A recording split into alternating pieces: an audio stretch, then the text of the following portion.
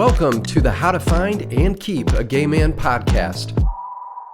I'm Matt Bays, your host, with Matt Heinker, your co-host.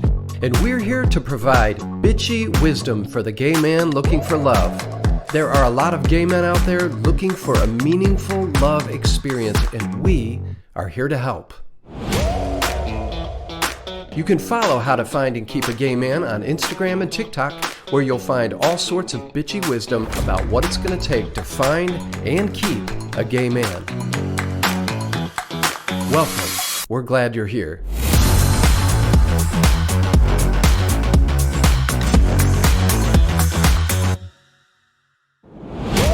We are family. I got all the sisters with me. Our delay is not going to let us sing that. It's music from my gay choir. Y'all are singing that in the choir. Oh, honey, yes. Oh, I got all my sisters in me, which I just love. Well, the big question is, are you the construction worker, the Indian, or the cop in that song? Honey, that is Sister Sledge. I don't know what you're talking about. Oh, I thought that was the Village People. I got my gay music mixed up. Sorry. Listen, you just about a decade too young. That's okay. You're doing your best. I'll take it. Mm-hmm. Oh, my goodness. How are we, darling? How are things? We're just days away from our music video. I've been getting myself snatched up, and I'm just about there. Real close. I've been working hard. I've spent so much time in the gym. It's like crazy. And Chris has been there with me too. Plus, we've been walking between 20 and 30,000 steps a day. Do you know how far that is? How is that even possible? That's like 10 miles. 15 miles for 30,000 steps. We've been doing it every day. My knees are like, what's happening? They're like, let's calm down now. Wow. Totally. You need to calm down. That's another song in our gay repertoire. Oh, not Lord. even kidding. The shade never made anybody less gay. Uh-oh. How was that a choir song? I can't even imagine. I love that was made into a choral song for men. Watching 30 men sing Taylor Swift is kind of hilarious because one of the guys is 116. And it's awesome. Listen, Taylor Swift is for all ages. My 5-year-old is obsessed with her. Apparently. When is the big concert? Next Friday and Saturday. Oh, gonna be a busy week for you. It is. Okay. Well, what do we have for the children today, my friend? Well, let me tell you this, because I thought this was hilarious. You know those online quizzes you see people, you copy, paste it on Facebook and answer questions or whatever? Sure. We had one of those yesterday, and I went through the questions myself, and then I asked Chris the questions to see if our answers would be the same. And there were a few of those questions that I was really interested in thinking. How he would answer, yeah. Yeah, if we'd be the same. So this is along the lines of keeping it spicy. We're just doing fun little things to connect. When we were walking to Florida and back yesterday. But one of them was most sensitive. I was curious what he would say about that. And he said me, and he was right. Yeah. Worst temper was one. And when I read it, I was like, I was just thinking. And then he did the same exact thing. And he goes, neither. And I'm like, literally right there, it says neither. That's exactly crazy. What I wrote down. Yes. And then there was another one here. Funniest. He said me. And I was like, I don't know. He's got a wicked sense of humor. Different styles, but yeah. Yes. Like today I said something about, I said, I'm glad I changed up my eating for this music video. And he goes, which time? That's the shit that he does, that because it's true. I have literally changed up whatever my plan was for like 7 times. He's just quick. And then cries the most. I'm curious. Both. Really? I'm not a big crier. I'm more of a good feels crier. Sure. Than a sad crier. I don't boo-hoo. Sure. Yeah. But if something moves me, like in E.T., when that bike takes off over all the kids and they fly in the air for the first time and the music is all built up, I was like, they're getting away. That's the example you think of. That's hilarious. Okay. So that's it. And then, ask for most attention. That'll lead into today. Ask for most attention. He went like this. He went, well, and I was like, that is very polite of you to pretend that you have to. Let me be real cute and have to think about it. Oh my. We know the actual answer to that.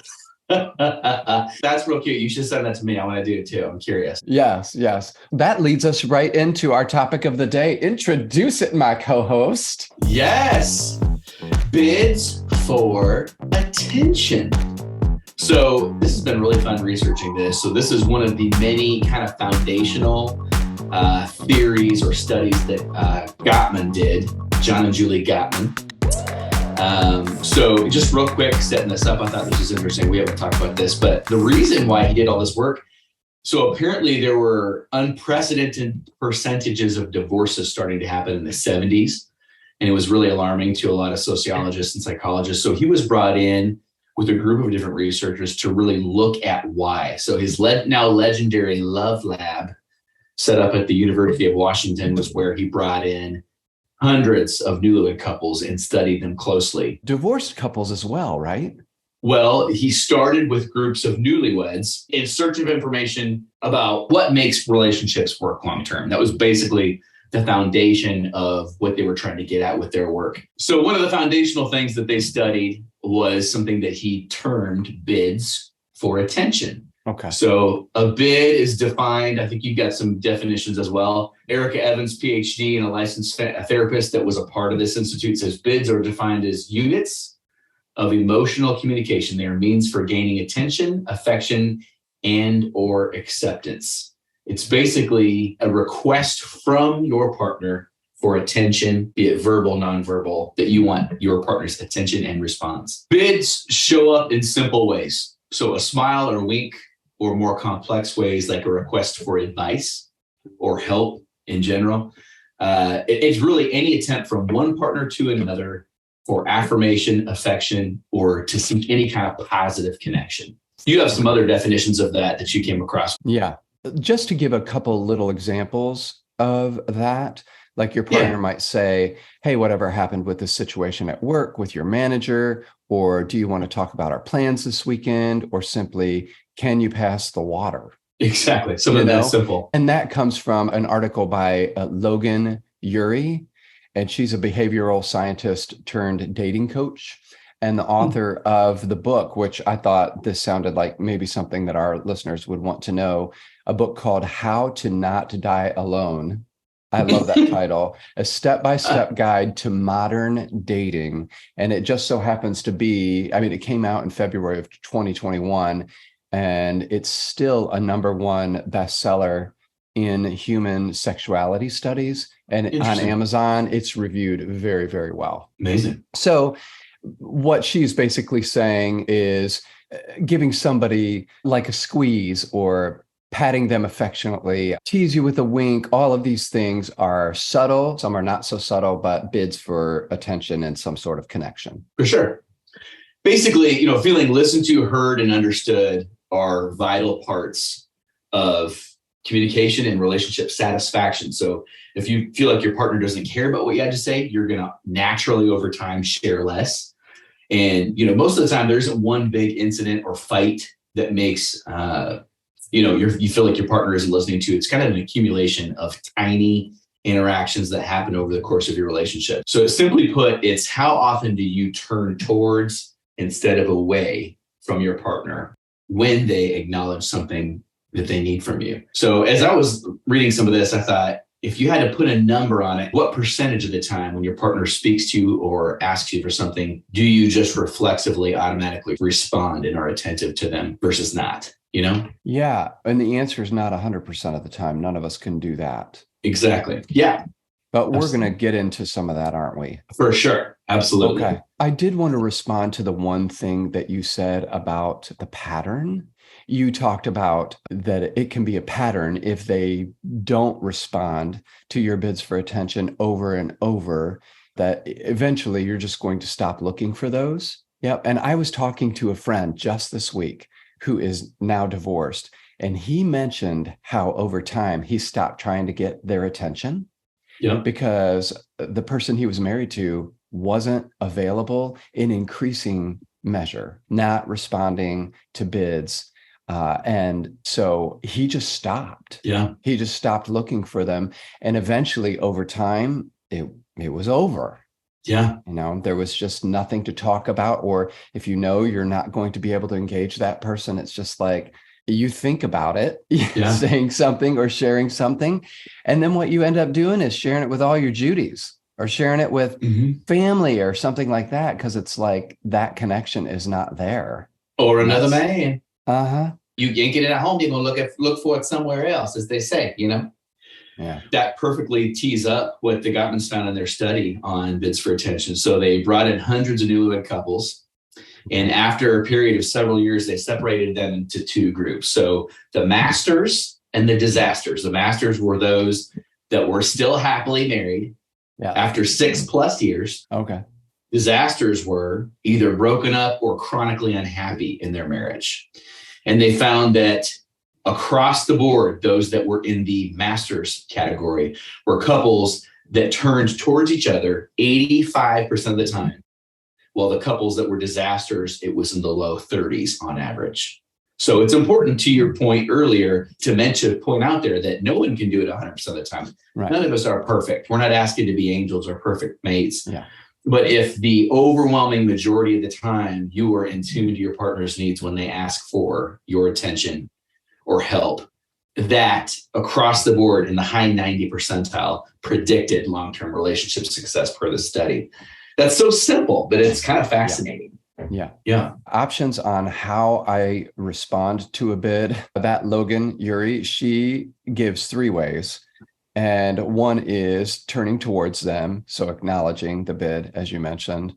Number 2, turning away, ignoring or just missing the bid out of busyness or whatever, which can happen. Or number 3, turning against, which is rejecting the bid in an argumentative or belligerent way. And she says, when your partner reads their email and sighs audibly, they're making a bid. You can turn toward them and ask what's wrong. And then she goes on to say, imagine you're tidying up the kitchen and your partner asks how your day was. You could pause, look up from what you're doing, and respond with details about the challenging phone call you had that day. And that is an example of turning towards. You're telling your partner you see value in them. Turning away from your partner in the same situation would just be ignoring them or just continuing on with what you're doing. That kind of stuff is like, I feel that because I've had that experience before, and you just sort of feel invisible. Yeah. Not a great place. And then turning against is more of an attack, replying with, why are you always interrupting me when I'm trying to get things done? Exactly. Yeah. I read another article that said responding minimally or enthusiastically. For example, a partner, if your partner's even more physically affectionate than you naturally, they'll come up and give you a hug. Well, responding minimally is like squeezing back lightly and just waiting for them to be done, instead of responding enthusiastically, putting your arms around them with the same amount of intensity and holding it until they're done. The difference in those two experiences is an emotional deposit in the bank account or a withdrawal. It builds up the relationship or slightly takes away from it. And those interactions repeat themselves over and over again over time. And how are you responding in general to your partner when they come at you with those things? And enthusiastically or minimally? Yeah. I'm just having this thought now because I imagine some people are listening, if they've been listening to episode after episode and thinking maybe, God, this all just seems like a lot of work. It just, to be married or whatever. And I think it is in some ways, but it's also the good kind of work. We're not asking you to do anything crazy here. We're talking about being just generally a good human being. And we're also not asking people with those percentages, if you just put a grade on it, we're not asking you to get an A+, we're asking you to get a B, a good solid B. You can get a good solid B. Come on now. Yes. Yeah. It's like if they're hugging you, you're not going to get it right every time. You might miss it because you're busy or whatever. But 86% of the time, receive that hug. One of the things we read talk about kissing somebody for over 5 seconds, your partner. Yep. I think it was yesterday or the day before that I was like, all right, over 5 seconds, I want my 6-second kiss. and we were about to leave. He was going to work. And so we did. We stood right there in the kitchen and got, you know how long a 6-second kiss is? It's a good freaking kiss. You can't just stand there. It is. And it's like, as soon as that was over, I just looked at him and I was like, man, that actually works. It does. Something in my chest and makes me feel connected. Yes. Goodbye. Send you off to work now. Well, some technique must be applied if it's going to be 6 seconds. I like that. Yeah. You can't just stand there with your lips shoved up against him and hold. In that same article, it said that the divorce rate is 66%, but only three out of 10 marriages, roughly 30%, statistically remain happy and connected for long periods of time. So if this sounds like a lot of work for you, you're probably a candidate for the work because you're probably in that 70%. I'm sorry, you just probably are. And the reality is when you engage in this work, it can be very life-giving. It doesn't feel like work after a while if it becomes practice for your relationship. Yeah. We're coming down the elevator today from the gym. And this girl that works at the gym goes, how you guys doing? Said, good. And she goes, you always look so happy. I love thought that. was so sweet. And I said, she goes, why are you? And I said, because we're in love, girl. I think we're striving for happiness. We're just trying to find some happiness and goodness in the world in our relationships. Why else be in a relationship? Absolutely. And if this is confusing to people, I found a really interesting piece that said 3 ways to make a better bid or bid more effectively. So if you guys are missing each other in this department, the person who sends the bid desires to connect. Some bids are overt and obvious to the receiver. For example, if Sam tells Charlie, do you have a second? I need to run something by you. That's a clear bid. Okay. Or when Charlie initiates sex by winking and lightly massaging Sam's thigh, another clear bid. Okay. The more you turn towards both each other and respond to those bids, the more likely they are to continue in the future. But unfortunately, some bids will be missed by the receiver to no fault of their own. If it's difficult to decipher, it may not elicit the response you want because your partner doesn't really understand what you're asking for. It's called fuzzy bidding. Okay. That's a funny term. So if you are giving a nonverbal cue, or if you are not really direct in what it is that you're asking for, that can be what we would call fuzzy bidding. So number 1, use your words. Nonverbal bids are still bids and deserve recognition. But that said, your partner might have difficulty reading what that means. So speak up and explain it. A labored sigh, it says, does not mean that that's a clear bid for attention. He might not know where it's coming from. So make it a point to verbalize your bid in a way that your partner understands. So number 2 is related to that, but different. Ask for what you really need. So when making the verbal bid, don't just make your bid verbal, be specific about what it is that you need. So you say, today was a rough day. Can I tell you about it? If you don't want to talk about it, but just need cuddle time on the couch, then say that. Today was a rough day. I don't want to talk about it, but I need you to cuddle me. Mm-hmm. I need you to cuddle me. Now I don't want to unpack this. So really be clear in what it is that you need from your partner. The third I thought was the most interesting one. It says, express your need as positive. So turning against a bid is killer. But one way that this unintentionally happens is when the bid is wrapped up in the wrong package. Yeah. So if you feel a little bit disconnected because you're trying to keep everything at home together, and he's maybe in a pattern or a season where he's working a lot. Can we schedule some time to be together? Can we schedule time to do this together at the house and get it done? That's a positive way to package that bid. But if you say, you're never home, or I'm doing everything myself around here, that's also a bid, but it's packaged in negativity.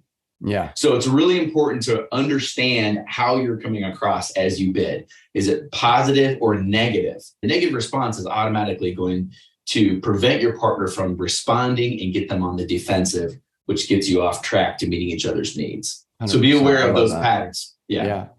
With the ask for what you need, I was just thinking, that also you might want to consider personality types with this, because not everyone is intuitive, right? So again, exactly. Ask for what you need is sometimes it's necessary. I was once with someone and I said to them, how do you like these jeans? And he said, I guess the fit isn't quite right, is it? Were they on sale? And I mean, that's personality. So when you're talking about being specific, I think sometimes you have to say, here's what I really was my real bid. Tell me I look nice. Do you know what I mean? I'm feeling a little dumpy right now. Tell me I'm pretty. Tell me I'm pretty. Because the question was, how do you like these jeans? And he was like, were they on sale? Do you know? And that's a situation where I have learned, I'm a grown up, that's my fault. Yeah. You know, You I teed wasn't that clear. up. It's a fuzzy bid. And so I think personality types really do play into this a little bit, because some people are very black and white in their thinking. They hear the words.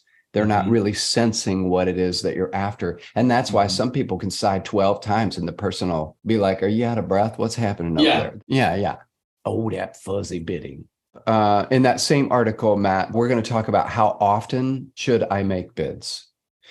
And I thought this was interesting. It wasn't what I was expecting, but Logan said, bid often. Master the art of the tiny moment. Reach out to show you care. Send a good luck message before a meeting. Leave an encouraging note on the fridge. Kiss your partner when they walk in the door. And Gottman recommends a kiss that lasts at least 6 seconds, which we just talked about. Yeah. Bids can be super short and simple, but they hold great power. The key is to make many bids per day to show your partner that you want to connect. And then it says, in fact, happy couples bid all the time. They found that at the dinner table, masters, we talked about masters and holy damn disasters, right? Masters bid as many as 100 times in a 10-minute period. That's mind-blowing. Yeah. Now, with that said, I also read a few little ditties on this that I thought was interesting. So you're supposed to bid often. It tells your partner that you care, that you want to connect with them. And when you're bidding and receiving back and forth, at a high frequency, you're remaining connected as a couple, which is beautiful. But there is a small caveat and warning attached to that. So also, you can't be a needy ass bitch. Okay. We've talked so much about coming to the relationship as a whole person. And understand that you need relationship, community, friendship, validation, love from people other than just your partner. They cannot meet all of your needs. Yeah. So you come to it that posture, and always be aware of how much you were asking for versus what you were receiving in a relationship. So I read some articles that said that super overt narcissists or broken and needy boys alike can dominate a relationship with emotional control, rule your time and attention with devotion to their needs only. This type of person has not done their healing work to be healthy enough to give back. Watch out for unreasonable amounts of attention, bids, and or both of you need to look at the relationship and inventory your bids to make sure they are equal over spans of time. When I see relationship dynamics around me that maybe are not great, you'll see a really dominant partner that's requiring way more than they're willing to give. And the person might feel like, because they're responding to those bids all the time, that they're a good partner and the relationship is a good space, when really their needs are ignored because they're both not aware of what they're giving and receiving in the relationship. So I think that's a really important caveat in this category. Yeah. The attention seeking, that kind of unhealthy attention seeking behavior almost always stems from jealousy, low self-esteem, or loneliness. Or there's the personality disorder, it's called histrionic, whatever. And that's about that sort of personality disorder. But the very first thing, like if you type in Google, how do you stop needing attention from others? And we're talking needs are fine. There's nothing wrong with that. But if it's out of kilter and it goes to a dysfunctional place, the first step that it gives to stop needing bad attention from others is 1, go to therapy. Swear to God. First thing it says, basically, get a damn therapist. That's the best way to deal with insecurities and to begin to build confidence. Do your healing work. Yeah. And the other thing that it says that I really love, and I found this to be beneficial as a writer, I've told you, I write and don't know what I'm thinking until I write it down, is to keep a journal so that you have something to look back to and you can start to understand a little bit of the narrative that's going on in your head. Sure. I love that. Yeah. I want to talk about the needy ass bitch thing a little bit more, because we mentioned at one point already, if you don't get it at home, you might go someplace else. two things. Number one, you may have that over dysfunctional need for attention that can never be satiated. Sure. Or you could be with somebody that just doesn't pay attention to you. I don't know what the answer to that is. That's something somebody has to self-inventory and figure out what that is. But I do know that what can get you into trouble, and I see it all the time, is men showing attention to other men, not their partner or their spouse. And I don't like it. I don't like it. We've done a lot of stuff on finding. We're kind of, the last few episodes are on keeping it, but in keeping your gay man over time, I think that you've got to be really aware of that. So we've got some friends that went through a breakup recently, and it's actually not recently, it's been a few years now. But when the breakup happened, the partner was shocked. They're like, have you seen him? He's not even cute. And his partner's love bank was withdrawn so bad that he was getting his emotional needs met by this person. And it might not even have been a good match for him. It might not have been someone that he would have even naturally been attracted to. But it was someone that was showing them kindness. It was someone that was meeting his emotional needs and receiving his bids for attention. And we know from these studies that that is arguably the foundational piece of a sustainable long-term relationship. So it shows how important those things are. But I think that we just have to really be aware of whether or not we are meeting our partner's needs in these areas, these small, repeatable, good habits that we can build in our relationship as our kindness muscles build. They sustain relationship over the long haul, you know, every day. Is there space for both people in the relationship? Is there space for both people? Are we equal in our bids? Are we equal in the amount of time and attention we're asking and receiving? Yep. Yeah. Atlantic Magazine, I think it was a milestone year since the Love Lab study, and Atlantic Magazine recently actually sat down and interviewed John and Julie Gottman. And, you know, of course, the bids for attention are kind of iconic for them. So they unpack that. But in summary of that study, they landed on a couple of points that I thought were really interesting. So John Gottman himself first said, bottom line is, how often a person feels rejected or appreciated based on responses can define relationship satisfaction in entirety, and ultimately can be the key determining factor to keeping your gay man long-term, is what I will say. But he said, ultimately comes down to kindness. He said, kindness glues couples together. So research independent from theirs has shown that kindness, along with emotional stability, is the most important predictor of satisfaction and stability in a marriage. Kindness makes each partner feel cared for, understood, validated, and loved over long periods of time. And there are two ways to think about kindness. You can think about it as a fixed trait. Okay, I'm a nice person or I'm not. I have kindness within me as a natural trait of my personality or not. Or you can think of it as a muscle. So John Gottman challenges these couples to think of kindness as a muscle. Good. It's naturally stronger in some that rather than others, but it can grow stronger in everyone with exercise. He said master couples tend to think about kindness as a muscle, and they know that they have to exercise it to keep it in shape. They know, in other words, that a good relationship requires, and I love that he said this, sustained hard work. You people out there that are thinking this sounds like hard work, over long periods of time, it really is. But if you sustain it, you will be happier. So kindness is a muscle. You want to know what's really behind kindness as a muscle?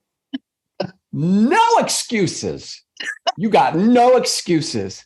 Get your ass to the emotional gym and work that muscle. I've seen so many couples who are not nice to each other. No. We talked last week about barbed jokes. Get rid of the barbed jokes. They're not funny, and they're ruining your bids for attention. And you know something that Chris and I just talked about last night? That when you're with a really nice person, because that was one of the questions, who's the nicest? I said him, and he said, I think it's you, which made me feel good. That was the right answer. But I was thinking about this. When you're with a really nice person, and this is something that I've realized, Matt, that I have to be careful of, that person will always choose you first. So if there's one bite of food left, they're going to leave it for you. They're going to open the door for you. They're going to do all of these little things for you. And it's kind of easy over time to start just going with that. Mm-hmm. So last night we're sitting at this restaurant. We got a little appetizer of shishito peppers, and the last one's laying there on the plate. And it's like that thing will sit there for 3 hours and he won't eat it. It's mine. So I picked it up and I put it on his plate, signaling, eat that damn pepper. This is me being nice. And he picked it up and he ate half of it and put the other half on my plate. Oh, that's when you know you got a good one. Right. But it is easy, I think, to start just if you're a naturally, I don't know if I believe in the word naturally selfish, but you know what I'm getting at, a person that more thinks about taking first. You have to be careful because that is stuff that will erode the relationship. And if you have sort of a passive partner, you make sure that you're evening things out and giving when you don't want to give, because the truth is we do think of ourselves first and we want ours. So it's very important to inventory that shit and give them theirs. Absolutely. See, when we take the quiz and they ask who's nicest, Ty's going to know it's him. We're all going to know it's him. Now, and same, like I have to work to keep up with him because he's so good to me. And my dominant, busy, driven personality is to focus on other things rather than being super careful towards someone. And so it's really been a beautiful thing for me to develop my kindness muscles as I've gotten older, done my work in therapy and matured. In this relationship, my kindness muscles are big enough that I really am very aware of his needs. And we have very similar patterns at restaurants. Like I always make sure I save a chunk of what I'm eating for him to try because we always want to try each other's food and just little things like that. And I think that's beautiful, being in tune with that. Yes, totally. And I'm just going to say you're one of the best people I know. That's the truth. We joke with the kindness because Ty, he just does carry around that little Mother Teresa vibe. But your kindness comes out in other ways, like huge ways. So don't discount that just because you're a type A. Thank you, darling. I've done my healing work. Yes, you have exercised that muscle. So bid for attention, receive it back, give it back. Make sure that the bids are clear, that they're fair, and they're wrapped in positive packaging. Yeah? Yeah. You got some prayer for us, Reverend Silky? Oh, of course I do. What's the name of the prayer you got for us today? Oh, this prayer just gets into the dysfunctional side. This prayer is called Needy Ass Bitch. So the Hubs has several dinner meetings this week because it's his job. He is business boy after all, which just so happens to make me an executive spouse. Hair flip, dust shoulders. And this executive spouse ate Chipotle while he and his sophisticated business people enjoyed the Admiral's feast from Red Lobster. What I'm trying to say is I didn't get to go. I would have loved to, but I didn't get to. And you guys, I had to resolve these feelings about that all on my own without being passive aggressive. I didn't mope. I didn't pretend to take a handful of pills. I just sent him on his way, and my ass folded laundry like Andy on the Andy Griffith Show. At times, it's true, I can be a needy ass bitch. It's not cute, but it's for real. And this is my problem to resolve, not his. I fully realize that there could be more at play here than just having to sit home all alone with my chips and guac. Maybe there's some fear involved, maybe a little FOMO, but whatever it is, that shit is mine, period, and I mean it. He doesn't need to adjust to my emotions. It's why I have a therapist. And when these moments crop up, it's important to keep the focus on myself. Because again, if I'm not the problem, say it with me. There is no solution. 100%. So when he returned home from dinner, he told me all the stories about who was there, especially like the one about the young gay boy with bad teeth and ring around the collar. My man had a good time. He always does. It's why I love him. I pretended to be happy for him, and we snuggled into bed and watched Heartstopper. And right then and there, all was well. I survived the evening without him. He has another business dinner scheduled for tomorrow night. He's taking them to the airport Howard Johnson's. Not really. And once again, I don't get to go, which means you should wish me luck in my new career at the airport Howard Johnson's. Amen. Oh my. Points for creativity on that one. Thank you. Jeebus is like, yes, needy ass bitch. Amen. Oh my God. Oh my word. We are all full of needs, some more than others. Mm-hmm. And we just have to keep that under control and make sure we are giving as much as we're receiving. Oh, Lord. We know what I'm saying. I know what you're saying. Thank you. Kindness, be kind.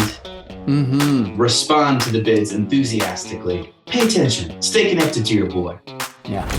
This hard work produces a beautiful harvest of love long term. And until next time, live in rivers of self-love. Living. 1, 2, 3, 4. That's it for us today. For more bitchy wisdom, follow How to Find and Keep a Gay Man on Instagram and TikTok at, you guessed it, How to Find and Keep a Gay Man. And until we meet again, get a therapist, don't be an asshole, protect yourself, call your mom, and remember that you deserve a meaningful love. Bye.